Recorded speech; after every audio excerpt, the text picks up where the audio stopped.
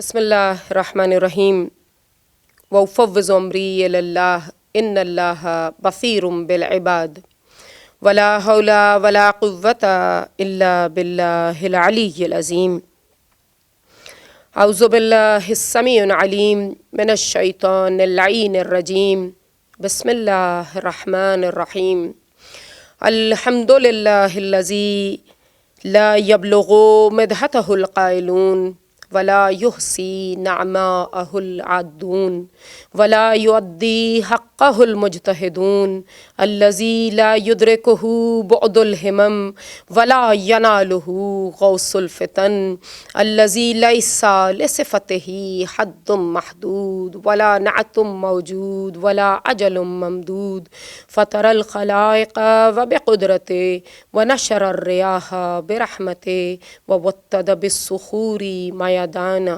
अर्ज़िह सलावत।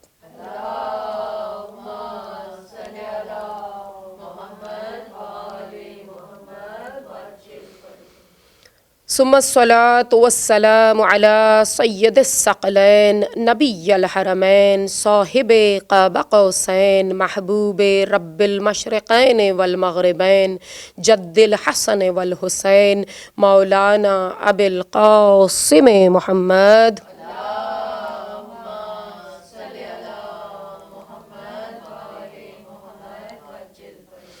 सुम्मस्सलातु वस्सलामु अला आलिहि त्तय्यबीन अत्ताहिरीन अल-मअसूमीन वल मज़लूमीन मिन यौमिना हाज़ा इला क़याम यौमिद्दीन आमीन या रब्बुल आलमीन सलावत।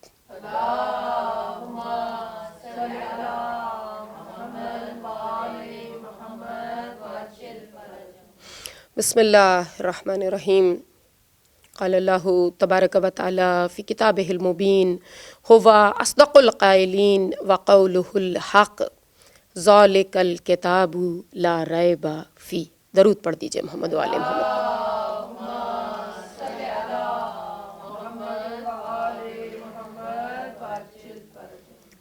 तमाम तारीफ़ें तमाम हम्द व सना उस परवरदिगार आलम के नाम जो मेरा और आपका ख़ल्क़ फ़रमाने वाला है, वो जो ख़ालिक़ जिन्न व बशर है, जो मालिक बहरोबर है, जो जिस्म को जान और रूह को ईमान अता करता है, वो जो इंसान की हर ख्वाहिश को लबों पर आने से पहले पूरी कर देता है, वो जो ऐसा अता करने वाला है कि उस जैसा देने वाला कोई नहीं, वो जो ऐसा बख्शने वाला है कि उस जैसा बख्शने वाला कोई नहीं। और फिर हमारा दुरूद व सलाम हो उन ज़वाते मुक़द्दसा के नाम कि जिन्हें उसने अपने तारुफ़ का ज़रिया बनाकर भेजा, वो जो उसके नूर का ऐसा परतौ है कि वो महमूद है, उसने इन्हें अहमद बनाकर भेजा। वो आला है, उसने इन्हें अली बनाकर भेजा। वो फ़ातिरुस समावाति वल अर्ज़ है, उसने इन्हें फ़ातिमा बनाकर भेजा। वो मुहसिन है, उसने इन्हें हसन बनाया। और वो क़दीमुल एहसान है, उसने इन्हें हुसैन बनाया। दरूद पढ़ दीजिए।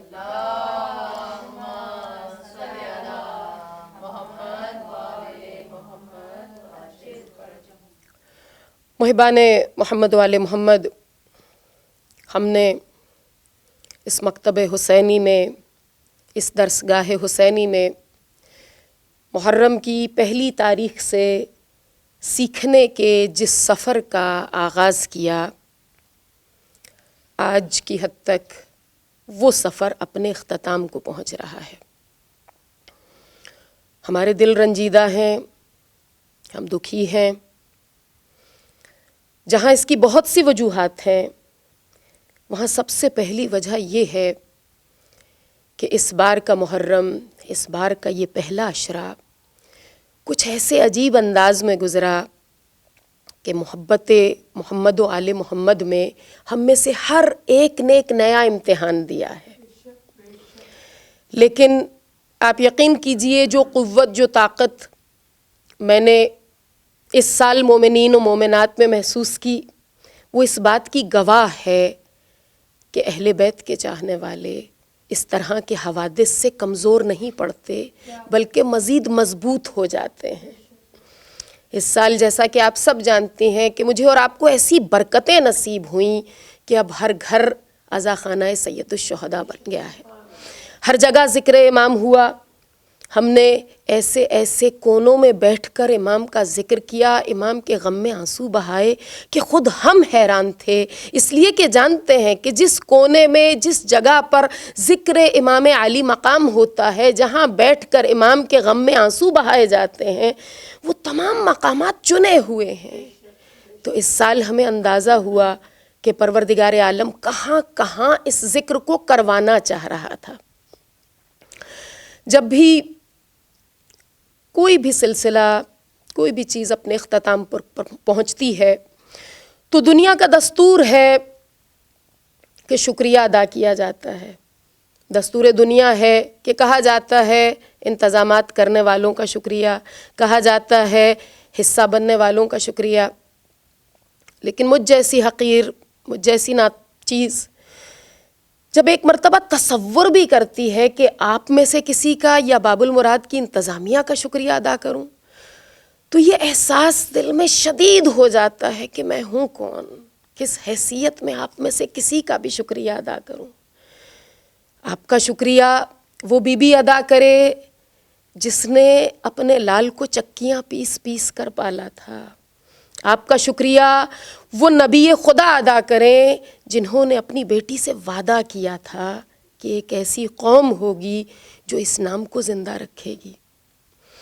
میں تو فقط ہاتھ پھیلا کر, جھولی پھیلا کر آپ سب کو دعائیں دے سکتی ہوں کہ پروردگار عالم آپ سب کو اتنا نوازے کہ آپ کی جھولیاں کم پڑ جائیں. پروردگار باب المراد کو اتنا نوازے کہ یہ دنیا بھر میں جس طرح علم و حکمت کو بانٹ رہے ہیں تا قیامت بانٹتے رہیں, ان کی نسلوں کو یہ فیض ملتا رہے. اور اس ادارے سے بہت سے ایسے لوگ منسلک ہیں کہ میں اور آپ ان کو جانتے بھی نہیں, جن کی کوششیں اس میں شامل ہیں.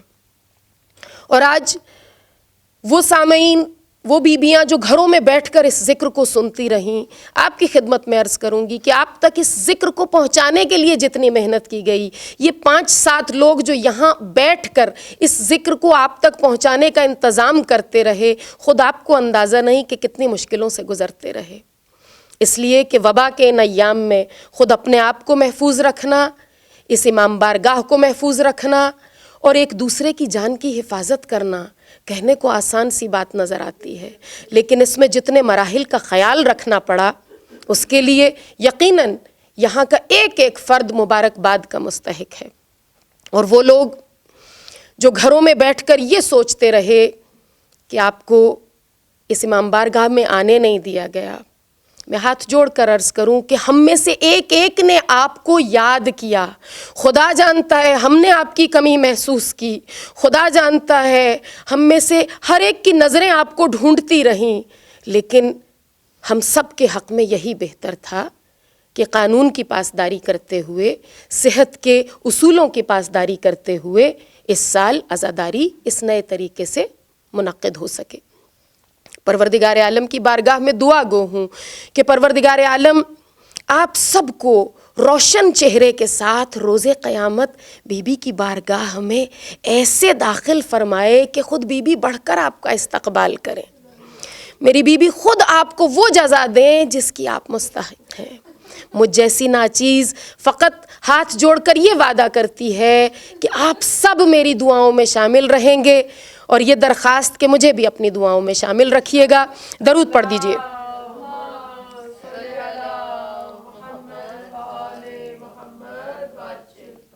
ہمارا موضوع قرآن شناسی اور دور حاضر کے مسائل. پہلے بھی بار بار عرض کر چکی ہوں کہ اتنا وسیع موضوع ہے, سیکھنے کو اتنا کچھ ہے کہ یہی احساس رہا ہے پہلے دن سے کہ موضوع کا حق ادا نہیں ہو سکے گا. اور آج آپ کی خدمت میں پھر اعتراف کرتی ہوں کہ کچھ نہ کہہ سکی.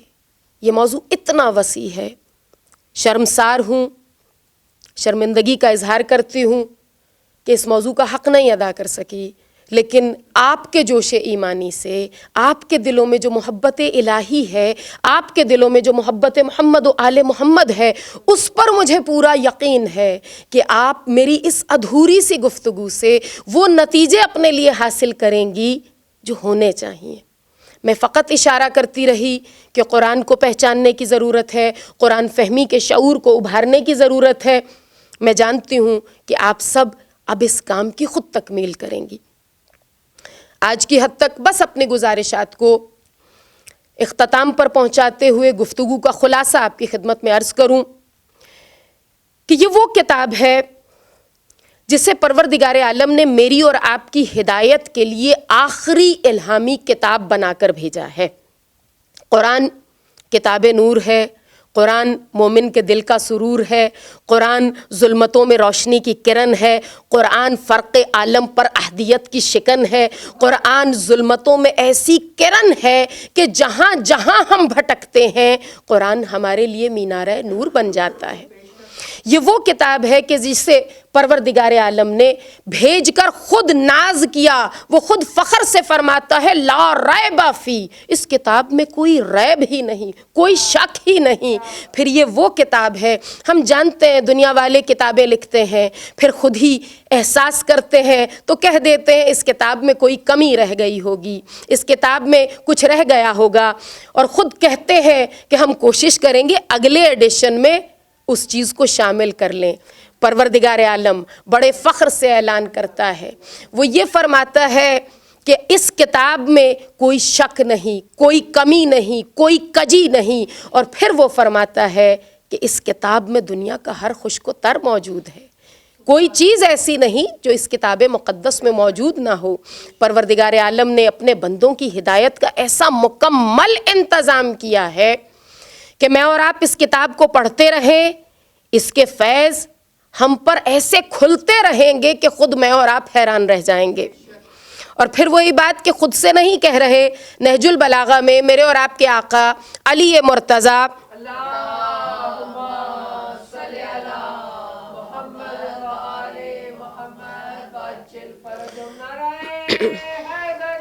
یا علی یا علی اللہم صلی علی محمد وآلہ۔ وہ کتاب مقدس جس کا فیض کائنات کے گوشے گوشے تک پہنچنا چاہیے، اس کے لیے میرے اور آپ کے مولا فرماتے ہیں کہ یہ دنیا ختم ہو جائے گی لیکن قرآن کے عجائب کا سلسلہ ختم نہ ہوگا۔ اس لیے کہ میں اور آپ جانتے ہیں قرآن کا ایک ایک حرف ہے اور بتایا گیا کہ 70,000 معانی موجود ہیں، ایک ایک حرف میں، ایک ایک لفظ میں اتنی برکتیں پوشیدہ ہیں کہ میں اور آپ چاہیں بھی تو درک نہیں کر سکتے ہیں۔ پھر یہ وہ کتاب ہے کہ اس کتاب کو ہمیں فقط تنہا نہیں دیا گیا، وہ حدیث رسول مقبول محمد مصطفیٰ اللہ صلی علی محمد وآلہ محمد وعجل، آقا کا وہ فرمان جو پہلے دن سے بار بار بہنوں اور بچیوں کی خدمت میں عرض کر رہی ہوں کہ ہماری گفتگو کا مقصد بھی فقط یہی ہے کہ وہ جو نبی مکرم نے فرمایا کہ میں تم میں 2 گراں قدر چیزیں چھوڑ کر جا رہا ہوں، اور نبی فرماتے ہیں ان دونوں سے اگر تم نے تمسک کیا تو کبھی گمراہ نہ ہوگے۔ دنیا میں کون ہے جو گمراہ ہونا چاہتا ہے؟ دنیا میں کون ہے جو چاہتا ہے کہ خود سے منزل گم کر دے؟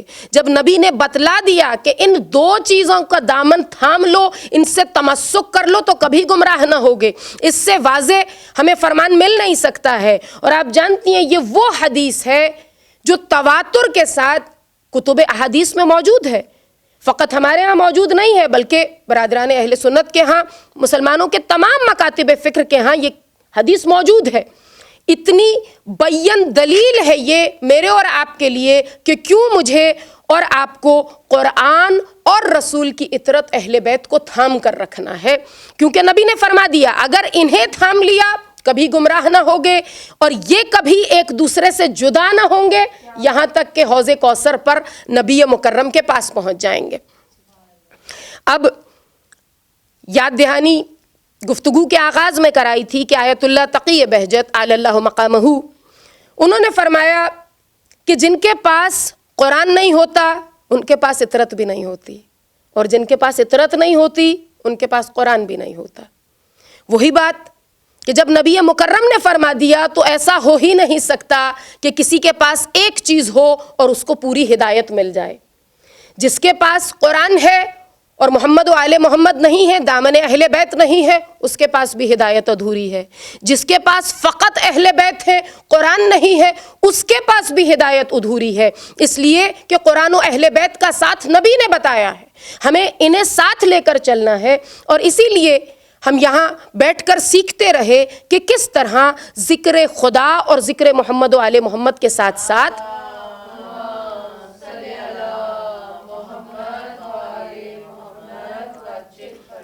کس طرح میں اور آپ قرآن فہمی اور قرآن شناسی کے شعور کو اجاگر کریں اور قرآن کو پڑھنے سے ذرا سا آگے بڑھیں۔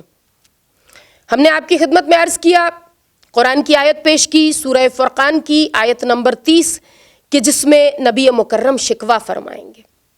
اب اسی طرح کی ہمارے پاس ایک حدیث بھی موجود ہے کہ روز قیامت 3 چیزیں پروردگار عالم کی بارگاہ میں شکایت کریں گی، اور ان 3 چیزوں میں سے بھی ایک چیز قرآن نظر آتی ہے۔ اور حیرت اس بات پر ہوتی ہے کہ ہمارے ہاں تو معاشروں میں قرآن پڑھا جا رہا ہے، ہمارے ہاں قرآن کو حفظ کرنے والے موجود ہیں، قرآن کی قراءت کرنے والے موجود ہیں، قرآن کو پڑھنے والے موجود ہیں۔ تو غور کرنے کی بات یہ ہے کہ اگر اتنا کچھ کرنے کے بعد بھی یہ بھی ان چیزوں میں شامل ہے جو پروردگار کے حضور شکوہ کرنے والی ہیں چیزیں، تو اس کا مطلب ہے کہ ہم حق ادا نہیں کر رہے ہیں۔ میں اور آپ قرآن پڑھتے ضرور ہیں، لیکن کہیں نہ کہیں کوئی کمی ہے جسے پورا کرنے کی ضرورت ہے۔ اور ہم اور آپ جانتے ہیں کہ بار بار ہم سیکھ رہے ہیں کہ قرآن کو پڑھنا پہلا قدم ہے۔ میرے اور آپ کے چھٹے امام جعفر صادق علیہ السلام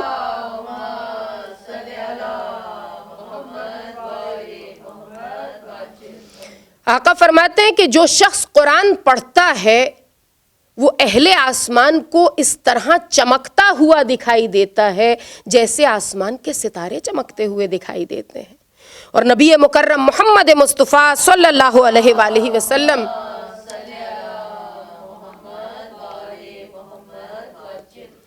میرے اور آپ کے آقا فرماتے ہیں کہ جس گھر میں بھی رات کے وقت قرآن کی تلاوت ہوتی ہے وہ گھر آسمان والوں کو ایسے چمکتا ہوا نظر آتا ہے جیسے زمین والوں کو آسمان کے ستارے چمکتے ہوئے نظر آتے ہیں۔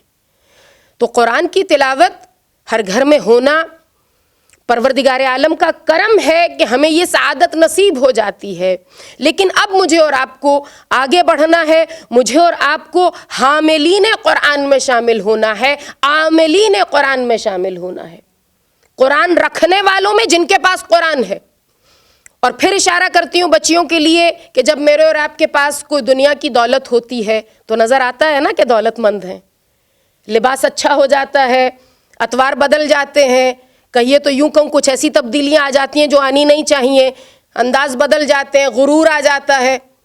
اچھا، کچھ ایسی چیزیں ہیں جو دنیا میں مل جائیں تو میں اور آپ دکھاتے فخر نہیں کرتے، اپنے انداز سے بتاتے فخر نہیں کرتے۔ تو جب میرے اور آپ کے پاس قرآن ہے تو معلوم کیوں نہیں ہوتا کہ قرآن ہے ہمارے پاس؟ ہماری چال اگر دنیا کے کسی مال کے ملنے سے، دنیا کی کسی چیز کے ملنے سے بدل جاتی ہے تو قرآن کے ملنے کے بعد چال کیوں نہیں بدلی ہے، رفتار کیوں نہیں بدلی ہے، عمل کیوں نہیں بدلتا ہے کہ پتہ چلے کہ یہ قرآن والے ہیں۔ جب لباس دنیا کا مال آنے سے بدل جاتا ہے تو قرآن جن کے پاس ہے ان کے لباس میں، ان کے رہن سہن میں، ان کی بول چال میں تبدیلی کیوں نہیں آتی ہے؟ اور پھر میں اور آپ فخر سے کیوں نہیں کہتے ہیں کہ ہم قرآن والے ہیں، ہم وہ ہیں جنہیں ہدایت مل چکی؟ پروردگار عالم کے حبیب نے میرے اور آپ کے لیے وہ فرمان پہنچا دیا ہم تک کہ مجھے اور آپ کو اس کے بعد کسی اور چیز کی ضرورت نہیں ہے۔ نبی فرماتے ہیں کہ میں تم میں 2 گراں قدر چیزیں چھوڑ کر جا رہا ہوں، بس ان سے تمسک کر لو۔ پہلے بھی آپ کی خدمت میں عرض کیا کہ تمسک کا مطلب ایسے پکڑنا ہے کہ اب دنیا کے حوادث آتے رہیں، دنیا کی زندگی گزرتی رہے اور میرے اور آپ کے ہاتھ سے قرآن اور اہل بیت کا دامن چھوٹنے نہ پائے۔ پروردگار عالم نے ہدایت کا وہ عظیم انتظام فرما دیا ہے کہ میں اور آپ اس کتاب کو پڑھتے رہیں اور اس کے خزانے میرے اور آپ کے سامنے کھلتے رہیں۔ ہم اور آپ پہلے دن سے کچھ عملی اقدامات سیکھ رہے ہیں، پریکٹیکل سٹیپ سیکھ رہے ہیں۔ آج چاہتی ہوں کہ اپنے تمام گزارشات کا خلاصہ پیش کروں اور اگر بہنیں اور بچیاں اسے نوٹ فرما سکیں میری خوش نصیبی ہوگی کہ سب سے پہلے تو یہ کہ اس کتاب کو پڑھنا ہے. پڑھنے کے لیے روزانہ ایک وقت مقرر کر لیجئے. اگر فقط یہ سوچیں گے پڑھ لیں گے تو ایسا نہیں ہوگا. ہم اور آپ جانتے ہیں کہ دنیا کی بھی پڑھائی کرتے ہیں تو کہا جاتا ہے وقت مقرر کر لیجئے. تو آپ کی خدمت میں عرض کروں کہ کسی بھی نماز کے وقت سے اسے مقرر کر لیجئے. یہ اس لیے آپ کی خدمت میں عرض کر رہی ہوں کہ نماز وہ عبادت ہے جو ہمیں اور آپ کو خداوند عالم کے اتنے قریب لے جاتی ہے کہ اسے مومن کی معراج کہا گیا ہے. نماز پڑھنے کے بعد مومن خدا کی رحمتوں کے حصار میں آ جاتا ہے. اب اس کے بعد جب اس کی بھیجی ہوئی کتاب کھول کر دیکھیں گے تو مومن پہلے ہی رحمتوں کے حصار میں ہے. اس کتاب سے ملنے والی رحمتیں ان رحمتوں سے متصل ہو جائیں گی. تو کوشش کر لیجئے دن میں کسی بھی نماز کے ساتھ اس کا وقت جو ہے قرآن پڑھنے کا وقت جو ہے اسے مقرر کر لیجئے. کسی کے لیے صبح کا وقت آسان ہے وہ صبح کا وقت منتخب کر لے. کسی کے لیے دوپہر کا وقت مناسب ہے ظہر کے بعد پڑھ لے. اگر ہو سکے تو نماز عشاء کے بعد کا وقت منتخب کیجئے اس لیے کہ یہ پسندیدہ وقت ہے قرآن پڑھنے کا. رات جیسے جیسے آگے بڑھتی جاتی ہے خدا سے راز و نیاز کرنے والے جانتے ہیں کہ وہ خاص وقت شروع ہو جاتا ہے جب خداوند عالم سے اس کے چاہنے والے گفتگو کے لیے بے چین ہو جاتے ہیں. دن بھر دنیا کے کام کرتے ہیں. جیسے جیسے رات اپنا سایہ پھیلاتی جاتی ہے خدا کے چاہنے والے خدا کی بارگاہ میں آ کر بیٹھ جاتے ہیں. تو سب سے پہلے میں نے اور آپ نے قرآن پڑھنے کا وقت مقرر کر لیا. پھر دوسرے کبھی یہ سوچ کر نہیں پڑھنا ہے کہ آج بس سارا پڑھ لوں تاکہ بس کہہ دوں میں نے پڑھ لیا. اس لیے کہ آپ اور میں جان چکے ہیں اب تک کہ بہت زیادہ پڑھنے سے وہ فائدہ نہیں ہوگا جو ایک صفحہ میں پڑھ لوں قرآن کا ایک ورق پڑھ لوں سمجھ کر پڑھ لوں تو مجھے اور آپ کو فیض مل جائے گا. اگر پورا صفحہ پڑھنے کا بھی وقت نہیں ہے تو آپ کی خدمت میں عرض کروں گی کہ چند آیات پڑھ کر غور و فکر کر لیا جائے تفسیر پڑھ لی جائے سوچ لیا جائے کہ میرے لیے کیا پیغام ہے. اور یہ پھر عرض کروں گی اپنی بہنوں اور بچیوں کی خدمت میں یہ ایک سوال ضرور پوچھئے گا اپنے آپ سے ہمیشہ قرآن پڑھنے کے بعد کہ آج میں نے اس سے کیا سیکھا میرے لیے کیا پیغام تھا. اور اب تک کی گفتگو میں اشارہ کیا کہ ایسا ہو نہیں سکتا ہے کہ میرا اور آپ کا پروردگار اگر ہم سے یہ کتاب پڑھوا رہا ہے ہم جانتے ہیں ہم خود سے نہیں پڑھتے ہیں یہ بھی توفیق الہی ہے. 2 رکعت کی نماز بھی میں اور آپ خود نہیں پڑھ سکتے ہیں. خدا نہ چاہے تو اس کے سامنے آ کر کھڑے بھی نہیں ہو سکتے ہیں. میری اور آپ کی مجال ہی نہیں ہے. تو جو کچھ بھی کار خیر کر رہے ہیں اس کی دی ہوئی توفیق سے کر رہے ہیں اس کی دی ہوئی عطا سے کر رہے ہیں. تو اب جب آ گئے ہیں اس کی بارگاہ میں تو جانتے ہیں میں اور آپ جانتے ہیں کوئی بلاتا ہے تو کچھ دینے کے لیے بلاتا ہے نا. آپ کی خدمت میں پہلے عرض کیا کہ ہمارے لیے فرمان ہے کہ قرآن دعوت الہی کا دسترخوان ہے. اب اس نے جب بلا لیا ہے دسترخوان پر تو کچھ دینے کے لیے بلایا ہے نا. تو میں نے اور آپ نے فقط سوچنا ہے کہ آج پروردگار عالم نے مجھے کیا دینا تھا. ہم اور آپ جانتے ہیں کہ کہیں کچھ مل رہا ہو اور ہم لے کے ہی نہ آئے. کوئی ہم سے پوچھے آپ کیوں نہیں لائے سب کو تو مل رہا تھا تو ہم کہیں گے ہمیں پتہ ہی نہیں تھا مل رہا تھا. کتنے افسوس کی بات ہوگی. بالکل ایسے ہی ہے کہ قرآن دینے کے لیے موجود ہے خدا دینے کے لیے آمادہ ہے. میں اور آپ بس پڑھ کے رکھ دیں کہ نہیں چاہیے ہی نہیں پڑھ لیا برکت لے لی. برکت ضرور ملے گی آپ کو بار بار عرض کر رہی ہوں برکت بھی ملے گی ثواب بھی ملے گا لیکن اس سے آگے بڑھیے وہ کچھ لینا ہے مجھے اور آپ کو جو میری اور آپ کی نسلیں سنوار دے میری اور آپ کی زندگیاں سنوار دے میرے اور آپ کے خون میں شامل ہو جائے. اور اپنی بچیوں سے اس لیے بار بار عرض کر رہی ہوں کہ روایت کے الفاظ ہیں کہ جو جوان جوانی میں قرآن کی تلاوت کرتا ہے قرآن اس کے گوشت اور خون کا حصہ بن جاتا ہے. اس لیے ماؤں کی خدمت میں عرض کرتی ہوں کہ اپنے بچوں سے بار بار کہتی رہیے کبھی یہ سوچ کر مطمئن نہ ہوئیے گا کہ قرآن پڑھ لیا. پہلے بھی اشارہ کیا تھا کہ ہمارے ہاں عموماً ایک جملہ کہا جاتا ہے فلاں بچے نے تو قرآن ختم کر لیا باقی کو پڑھایا جاتا ہے. وہ جس نے پڑھ لیا ہوتا ہے بعض گھروں میں افسوس کے ساتھ کہ عرصے قرآن کی تلاوت نہیں کرتا ہے وہ بچہ کہ بس پڑھ لیا ہے اس بچے نے. کبھی ایسا نہ ہونے دیجئے.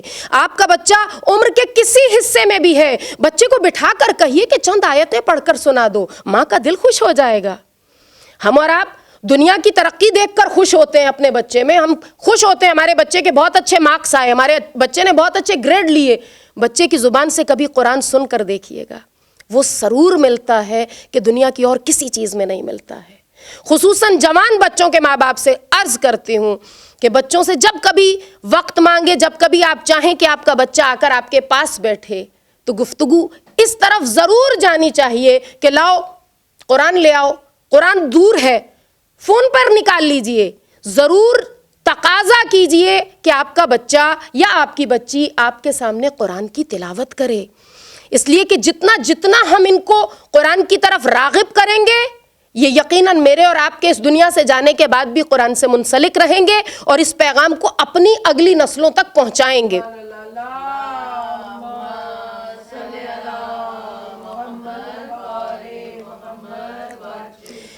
یہاں یہ تو کہنے کی ضرورت ہی نہیں, آپ جہاں دیدہ ہیں, آپ سمجھدار ہیں کہ خود ماں کو کتنا قرآن پڑھنا ہوگا. پھر ایسا نہیں ہے کہ فقط بچوں سے کہنا ہے, خود پہلے مثال بن کر دکھانا ہے. اگر بچوں سے وقت چاہیے کہ دن میں 1 دفعہ پڑھیں تو ماں پھر 2 دفعہ پڑھتی نظر آئے, یا جب ان سے 1 دفعہ بھی کہہ رہے ہیں, میں جانتی ہوں زندگی کی مصروفیات ہیں, تو آپ خود بھی قرآن سے ایسے انس کا, ایسی محبت کا اظہار کیجئے کہ آپ کے بچوں کو معلوم ہو کہ آپ کی زندگی میں قرآن کی اہمیت کیا ہے. فقط اس کو چومنے, اس کے غلافوں کو سینے, اس کو خوشنما بنانے پر انرجی صرف نہ کیجئے.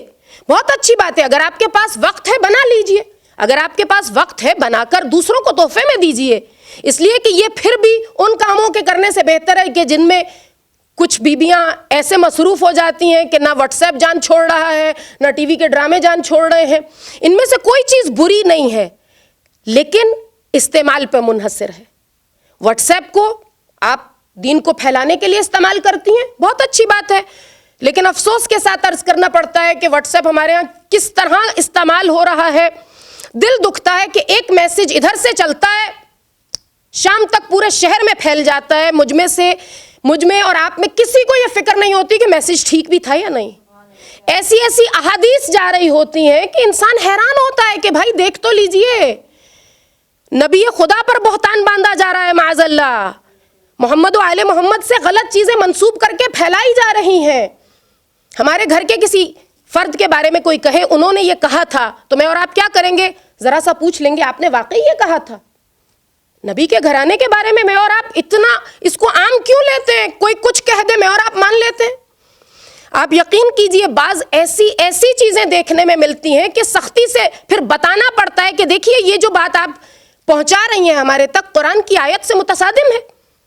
بتا دیا اہل بیت نے کہ ہمارا کوئی فرمان تم تک پہنچے اگر وہ قرآن کی کسی آیت سے متصادم ہے تو بڑے سخت الفاظ ہیں کہ دیوار پر مار دو.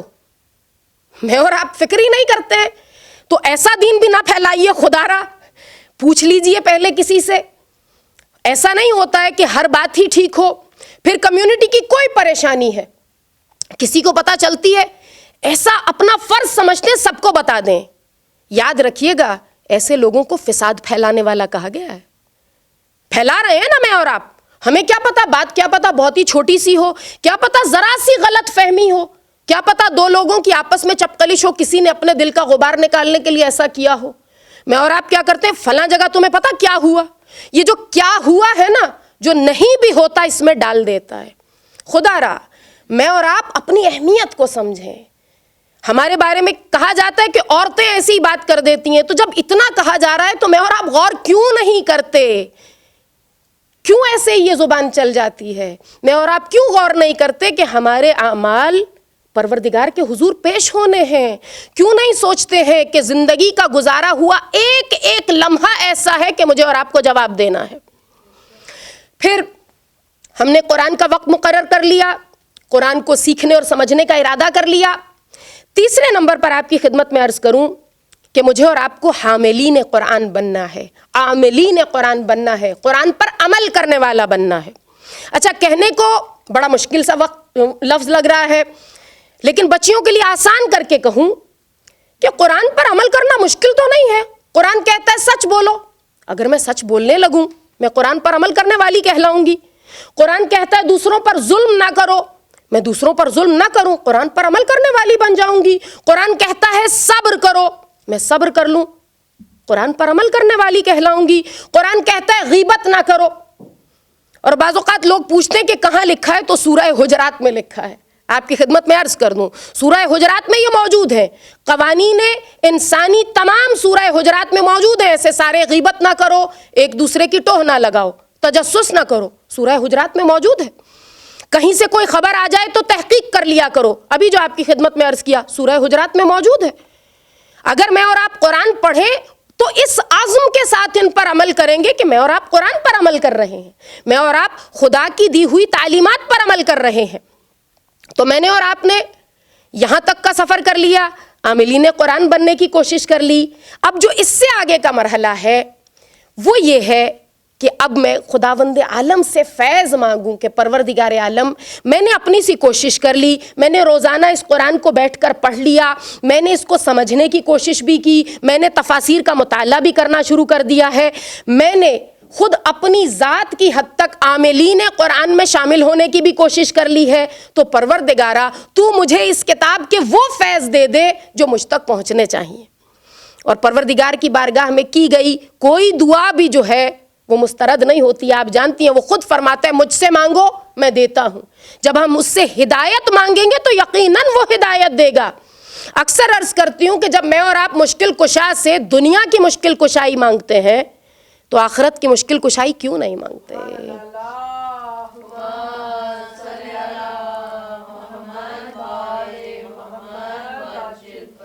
میں اور آپ شیطان کے مقابلے میں مدد کیوں نہیں مانگتے؟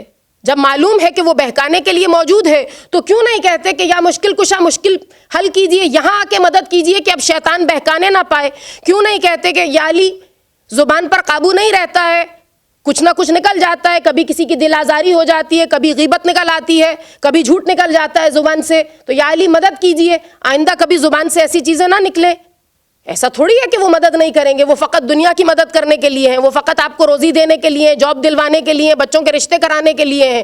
اس لیے کہ وہ مشکلیں تو فقط دنیا کی حد تک ہیں. خواہران عزیز، آخرت کی فکر کرنی ہے مجھے اور آپ کو اپنی قبر کا انتظام کرنا ہے. وہ اعمال جو میں اور آپ ساتھ لے کر جائیں گے، وہ دفتر جو روزے محشر کھلنے والا ہے، مجھے اور آپ کو اس کی فکر کرنی ہے. مجھے اور آپ کو اپنی قبر کی فکر کرنی ہے کہ ایسا نہ ہو کہ میری اور آپ کی قبر فقط مٹی کا ایک ڈھیر ہو.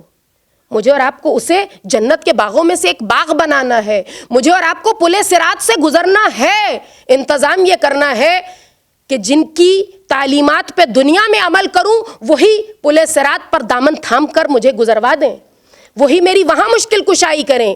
پروردگار توفیق دے کہ میں اور آپ اپنی زندگیوں میں انہیں شامل کر سکیں. درود پڑھ لیجئے.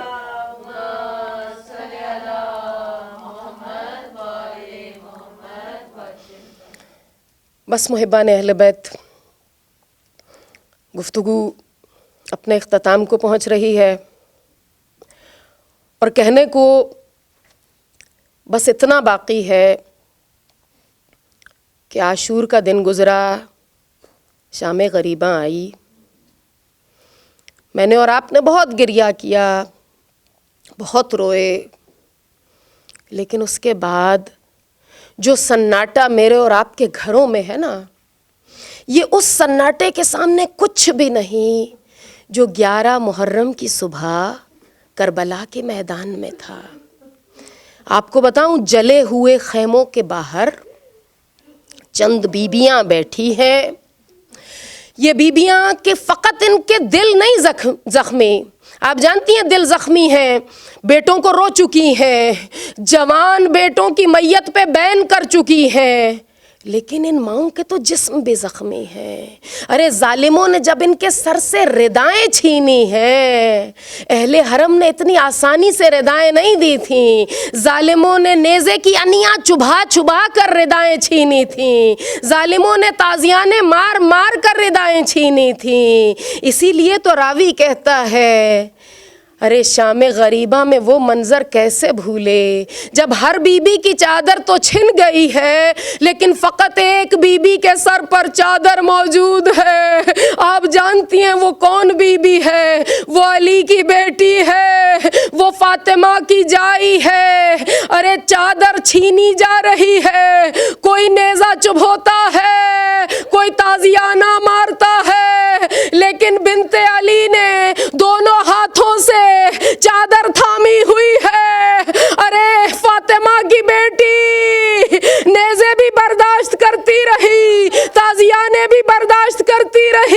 چادر نہیں چھوڑتی ہے، لیکن ایک مرتبہ ظالموں نے کوڑے برسانا شروع کیے، اتنے کوڑے مارے گئے زینب کے ہاتھ سے چادر چھن گئی۔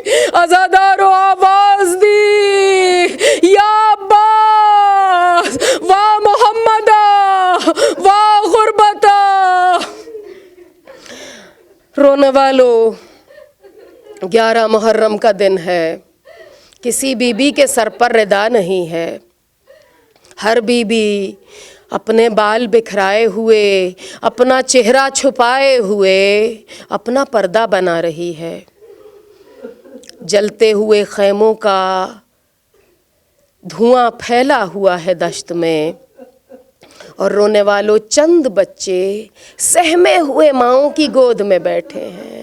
عزادارو، وہ بچے جو کل تک الاتش الاتش کی صدائیں بلند کر رہے تھے، راوی کہتا ہے اب اتنے خاموش بیٹھے ہیں۔ کوئی بچہ ماں سے پانی نہیں مانگتا ہے، کوئی بچہ شکایت نہیں کرتا ہے کہ ہمیں تماچے مارے گئے، کوئی بچہ یہ نہیں کہتا ہمارے خیمے جلائے گئے، ہمارا مال و اسباب لوٹ لیا گیا۔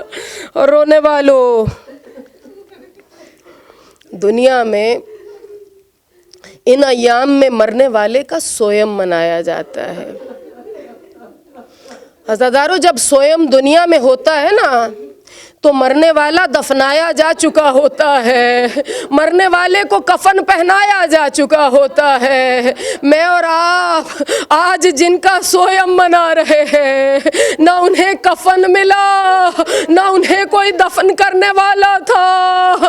کربلا کی سرزمین، سورج کی شعاعیں اور چند لاشیں نور کی طرح چمک رہے تھے۔ اور رونے والوں، یہ لاشیں دیکھنے والی بیویاں دور سے اپنے پیاروں کے لاشیں دیکھ رہی ہے، آنکھوں میں حسرت ہے، کاش کوئی انہیں بھی دفنا دے۔ لیکن عزادارو، کیا اتنا کہنا کافی ہے کہ شہداء کو کفن نہ ملا، شہداء کو دفن نہ کیا گیا؟ ارے اس لیے کہ انہیں تو ایسے لوٹا گیا کہ کفن دینا تو درکنار، وہ لباس تار تار جو میرے اور آپ کے امام کے جسم پر تھا، وہ لباس بھی لوٹ لیا گیا۔ آپ جانتی ہیں میرے امام نے اماں فضہ سے وہ لباس منگوایا اور ساتھ ہی کہہ دیا اماں ذرا دیکھیے گا میری بہن زینب کو خبر نہ ہو۔